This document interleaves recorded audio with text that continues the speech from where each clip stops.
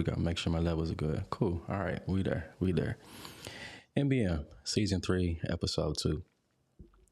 In the realm of basketball, if you follow basketball, particularly on the offensive side of the ball, when a person first receives the ball, there's a certain stance that's called the triple threat stance. If you're familiar with that, it's called that because there are 3 different methods of attack that the individual with the ball that is holding this stance can do. First method of attack is the individual can dribble the ball. Number 2, they can pass the ball to another offensive player, or 3, they can shoot. What's the point in that? When they're in that stance, they have what's called a pivot foot, and they have to hold that pivot foot, which gives them the ability to attack the defense based on the opponent and based on their environment. All in all, what I'm getting at is in life, regardless of what area of life you're in, area of expertise you're in, all of us have to be able to pivot and adjust and adapt to our surroundings. That's what we're talking about tonight. And so if you are a minister like me, you're in administration, you're a supervisor, you're just someone in life just trying to enhance the overall quality of your life, you're really going to be blessed by this episode. Let's hop into it.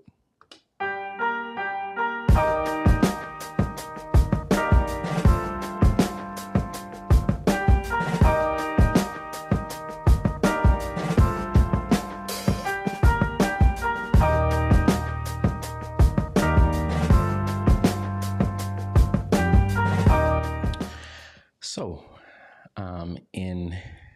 in the philosophy of pivoting, we had to do that with this very episode tonight. If you have been following the show, last episode in the premiere, we talked about having a good buddy of mine minister to the Community Church of Christ in Little Rock, Arkansas, Pastor Andrew Braxton. He's supposed to be on tonight, but as life is lifing, as it says, he had some other obligations with work and he couldn't make it tonight. So we got to pivot. Show has to go on. As the saying goes, one monkey doesn't stop the show. So we got to keep it going. And so as I was just brainstorming, man, what is important to me, what I feel is relevant to the community, I feel the ability to adapt and adjust is important. So this very episode is a testament to the importance of being able to adapt and adjust. So we got a couple of things that we're going to get into tonight. 2 simple tasks that we'll get into tonight. The first one, again, we'll talk about the importance and philosophy of pivoting. And then secondly, there have been a number of individuals that I've talked to behind the scenes that are interested in either one, starting a podcast or just trying to get their tech right. And so we'll take a little bit after this content, this episode, and I'll show you my studio. It ain't perfect, but it works for me. So it's an ever evolving process. So when we look at this thing, for me, in this platform, one major way of pivoting was from various seasons. If you've been following the show, we're now in season 3. Season 1 had a certain feel. It had a certain vibe to it. Season 2, we made a transition, and season 3, we also did the same thing. And let's pause for the cause as well. Do want to pause for the cause and let us know we are live streaming so we can see your comments in real time. We've got one comment that's in right now. It says, "I am literally one who is watching in the whole world." Hey, that's cool. We appreciate you being on with us. So if you got your comments, pop them in. We'll put them here. Definitely don't be afraid to add your comments in. Love to chop it up with you, love to vibe with you, answer any questions, or even post your content. This is our episode, so add to it. So with season 1, season 1 was almost like an introductory. So when I started this podcast, titled it, obviously, Man Behind Ministry, it was centered on ministers, pastors, church leaders, X, Y, and Z. And so what I found, and we had a good start, it was cool, but what I found is that when I really examined season 1, it was limited to the effect of most people only found value out of the episode based on if you knew the guest. It was extremely guest oriented, and nothing against those who had on the show. All of them gave great value, gave great insight. But I found that my methodology was guest oriented.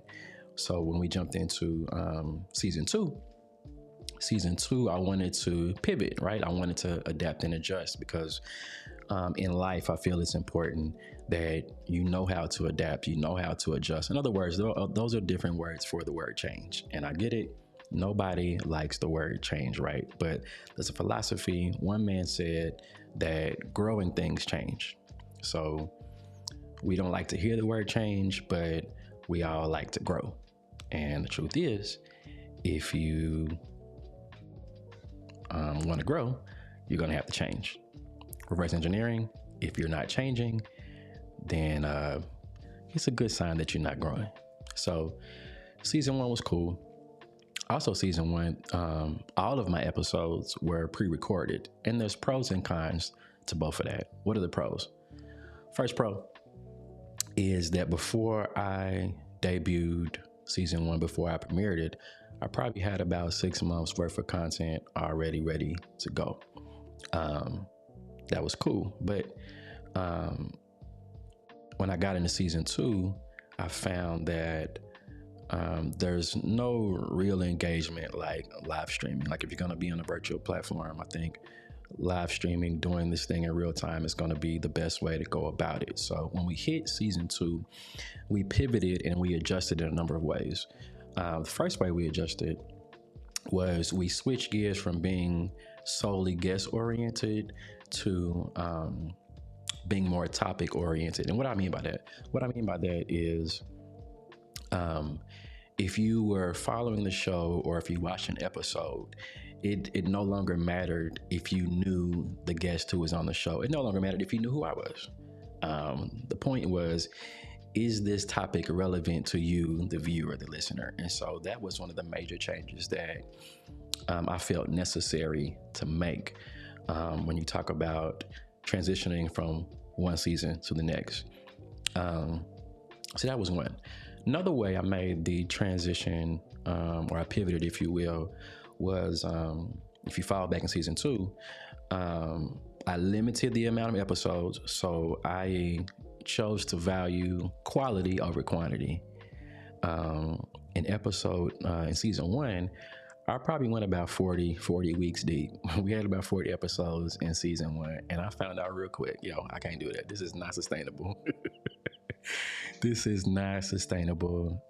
It's not going to work. So it was important for me to make that shift.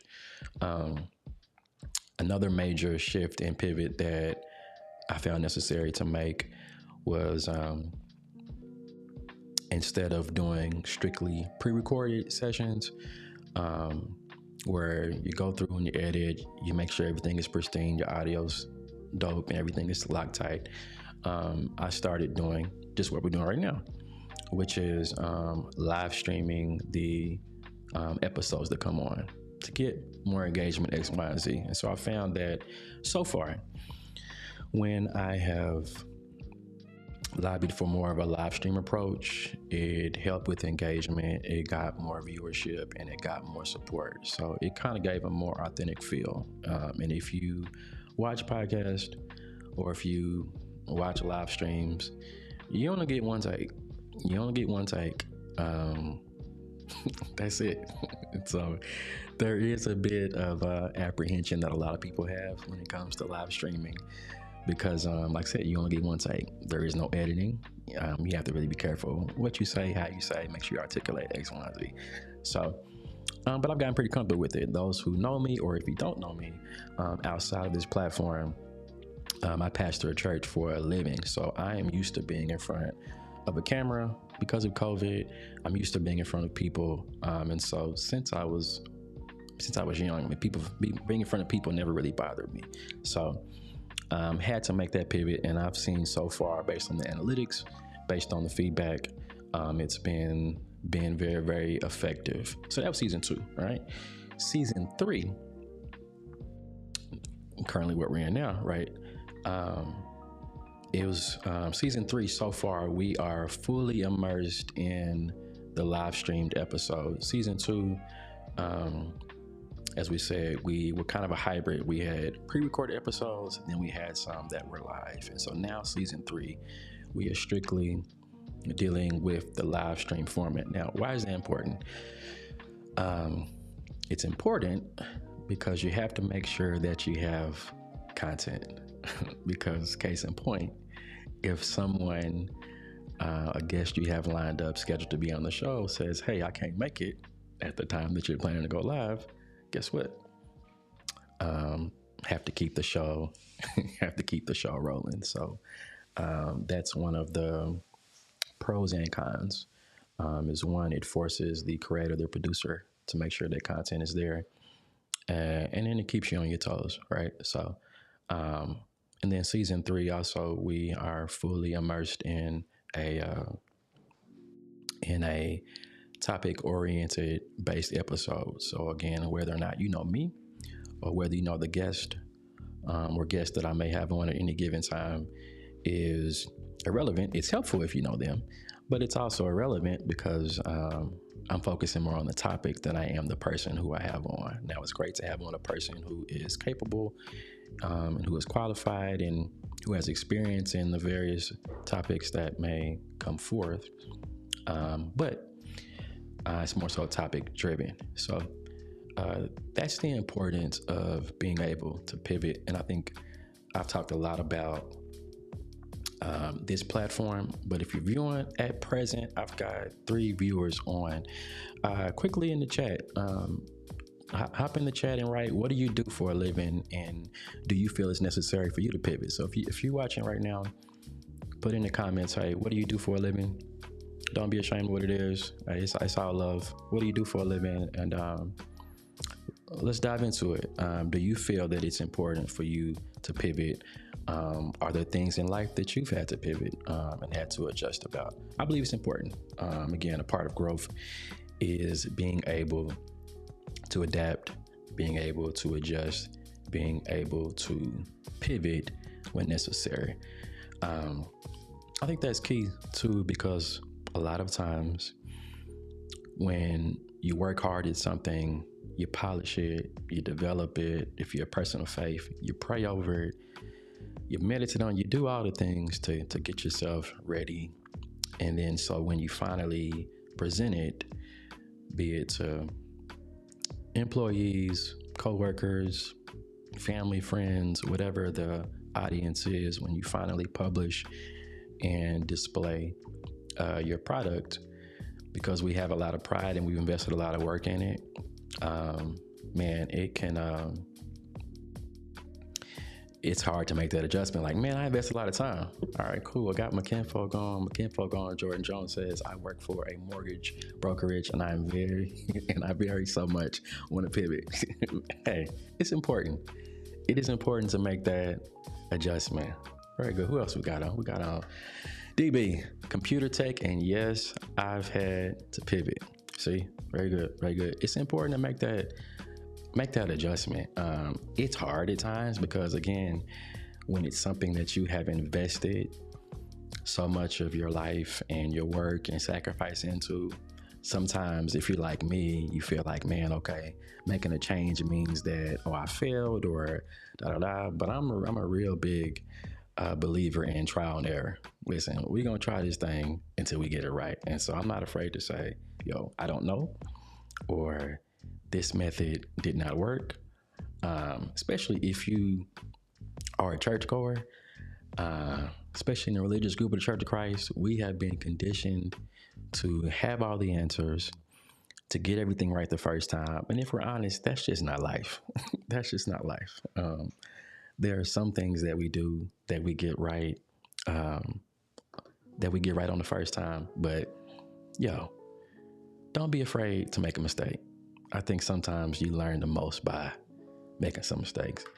What's good, AB? What's good? Ain't no teacher like trial and error. No, that's right. So listen, if you like me, you have advanced so much in life via trial and error. So my thing is, if if you've gotten everything right the first time, then something tell me your audience ain't really challenging you. DB says some pivots are necessary to get you to the thing that you want to do. Very good. So true. So true. So it's critical to be able to adapt, to be able to adjust, and to be able to look in the mirror and say, you know what, that didn't work, but hey, I'm still at it. I'm still at it. Case in point, AB, you know this, in the podcast platform, most cats, studies suggest that most podcasts don't make it past the 4th episode. So, takes a lot of strength. Anything you do in life, it's gonna take some hard work. It's gonna be some trial and error. So, very good. So, good. Let me see. Make sure we got nothing else in the chat. Cool beans. So, it's important to make that pivot. And even now, I'm in season 3, and I've been brainstorming about even more that I can do, or what are some other changes that I can make. And I know I produce this show and whatnot, but hey, if you're following, if you're on right now, hey, what are some topics that you want to talk about? What are some things that you would love to see addressed in this platform? Because while I'm pushing this show, I feel it's important to talk about the things that are relevant to not just my community, but are relevant to this virtual community. So, and y'all know how it is. Y'all know, like I said, I pastor a church, and that's a general space. So when you're in that general space, there's a fine line. There is a spiritual tightrope that man of God, the teacher, the preacher, woman that's up there has to walk in order to reach everybody. But in this platform, we don't have that rope that we gotta walk. We got a little leeway. So if it's something that you say, hey, let's talk about this. I want to see this addressed. Let's go ahead and push it to the forefront and make it happen. Cool. Betty. All right. So again, and also too, it's being, in addition to pivoting, making the adjustment, making the change, is making sure that you are purposeful when you make that change and you make that adjustment. A lot of times what happens, especially in the tech world, everybody's on social media. Reality is everybody's starting a podcast. There are several people in your niche, in your field, in your, in your realm of occupation and employment that are doing the same thing that you're doing. And so a lot of times what happens, especially in the modern world that we live in, it is big on a copycat society. What I mean is there's no originality anymore. No one's trying to be thoughtful or be original. And I get it. There's nothing new under the sun, but at least try to be different. Don't copy everything that you see. Whether you are a churchgoer, whether you're in the tech, because some things that you see other people do, that may not be for you. That may not be for your audience. That may not be for the field of expertise and employment that you're in. And so do what works best for you. I'm not saying don't get ideas, but at some point, you got to have some purpose. Some people make changes because they see, oh, this is what everybody else is doing. And that may not be the case. Very good question, DB. DB said, when would you say that a pivot is necessary for someone? I think it depends, but I think if I had to answer that question from a general perspective, I would say when you kind of hit a plateau, right? So, okay, so we sing. We got that in common. So we sing. You're the GOAT, but we sing, okay? So, and when you're trying to grow as a singer, and you kind of hit a plateau vocally, where maybe you're too comfortable or you feel like you are even declining vocally, that may be a sign that there needs to be an adjustment in your routine, in your practice, in your regimen, X, Y, and Z. as me as one who pastors a church, a good sign where one would need to pivot in that particular realm is if you are losing the ability to be effective, right? One of the questions I always had when I realized at a young age that I was going to be pastoring a church, I was like, how do ministers keep coming up with sermons every week? I mean, every single week. Now, if you follow ministry, especially in the Black church, it is rare that the pastor gets a break. And so often you're talking about anywhere between 40 to 52 weeks a year that they are consistently, if they're not preaching the word of God, they're giving a funeral, they are officiating a wedding. I mean, there's so many levels to ministry, pastoring, administration, X, Y, and Z. And that's just pastoring. That's not including if you sing, X, Y, and Z.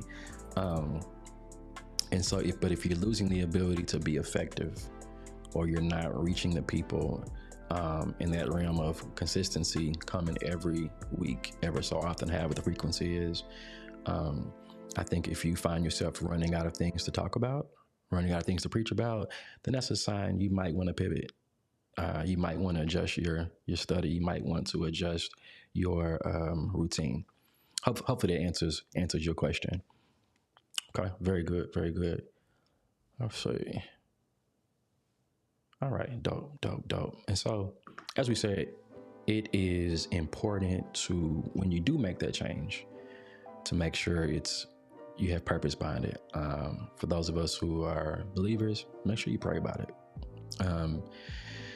Some people don't like me for this, and some people may identify with me. I've never been one to rush into a decision. Never been one to rush into a decision.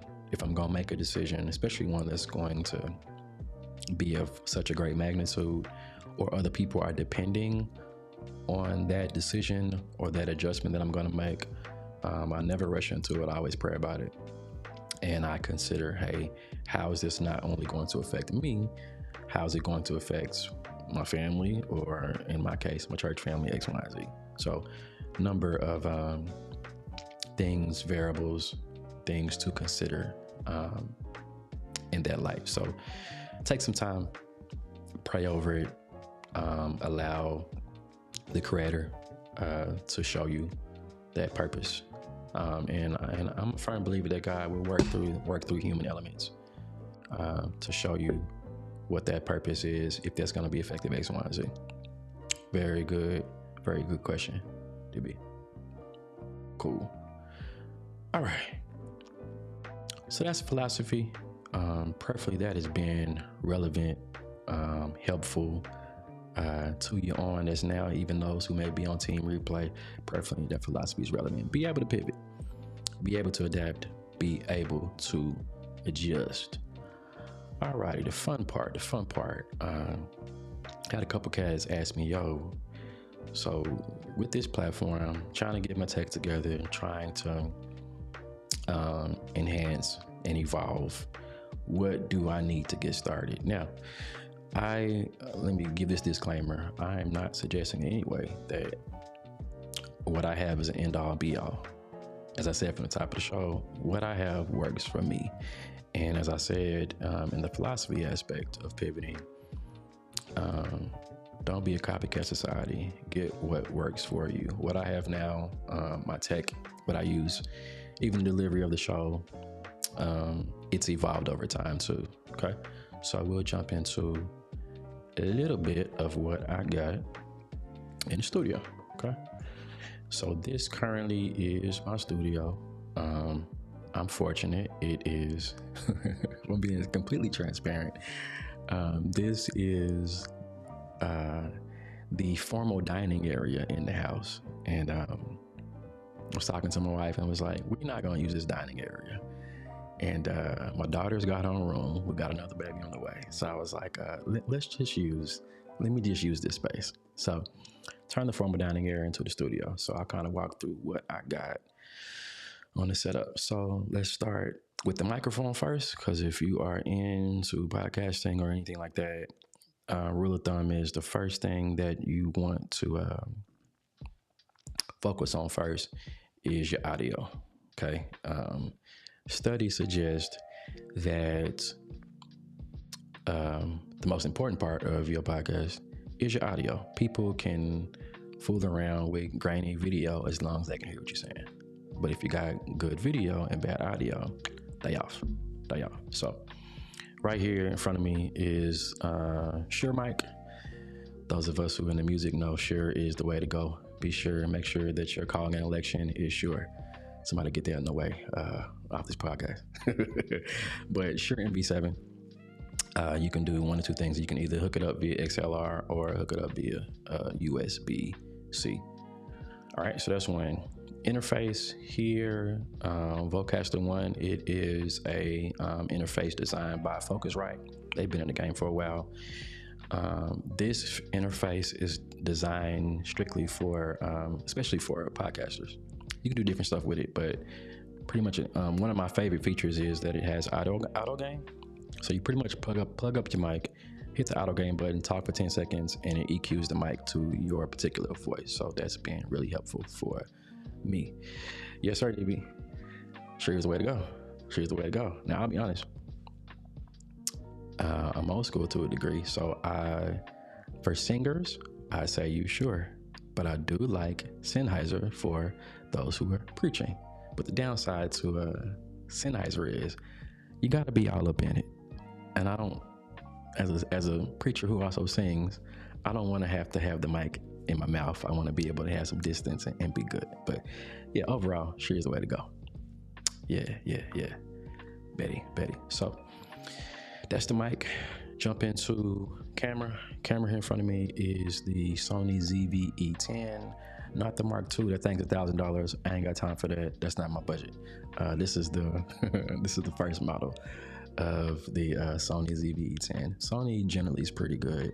I think in the market they have they're really solid when it comes to autofocus and focusing in on the subject. From what I have researched, Sony has the best autofocus in the market, so that works pretty good for me. And this is kind of an entry-level camera with this one.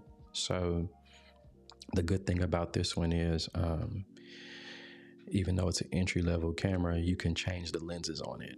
So I can pop this kit lens off and put a telephoto lens on it if I wanted to. So there's a number of things you can do with it. And it's compact. I can take it with me on the road. It's pretty cool. Let's see, where next?